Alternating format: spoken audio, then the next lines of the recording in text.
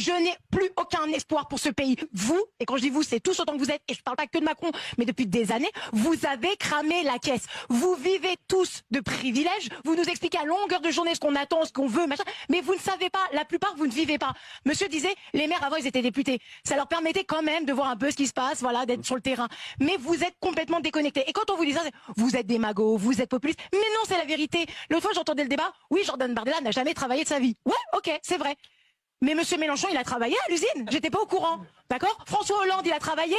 Non, aucun. La grande majorité, ils n'ont jamais travaillé. Et aujourd'hui, ce sont des messieurs qui ont 5 retraites, des chauffeurs, des machins, qui viennent nous expliquer que, mais vous comprenez, on s'en sort plus. Oh, allez, 7 heures par jour en plus, c'est pas compliqué, hein? Et puis un jour de mode de férié en moins, et machin. Mais nous, on n'en peut plus. D'accord? On n'arrête pas. Vous, tous, à ce moment-là, quand est-ce que vous allez commencer à montrer l'exemple et faire des économies? Vos salaires ne vous suffisent pas?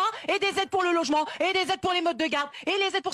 Mais c'est plus possible, en fait. Et quand on vous dit ça, alors qu'on le dit tous, on peut prendre le micro, on va tous dire la même chose, c'est mais vous êtes des magots, mais vous êtes populistes. Non, c'est juste qu'il y en a marre. Nous, on gère pas, alors qu'on tire le diable par la queue, d'accord? On fait avec ce qu'on a et on s'en sort pas. Et vous avez les tickets de la bourse, vous avez l'argent à foison sans même devoir rendre de compte, et vous cramez la caisse. Et après, vous nous dites, excusez-moi, mais on a découvert, là, va falloir nous donner parce que nous, on s'en sort plus.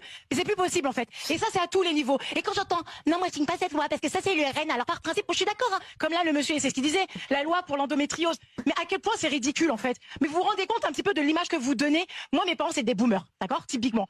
Aujourd'hui, je fais partie de la génération qui sait qu'elle aura, qui, pour le même âge, a une moins bonne situation que mes parents. Je vais vous le dire, j'ai que 34 ans. Je suis jeune. Je n'ai plus aucun espoir pour ce pays. Comme je le disais, si j'avais l'opportunité, je serais la première à partir. D'accord? J'aime mon pays, j'aime la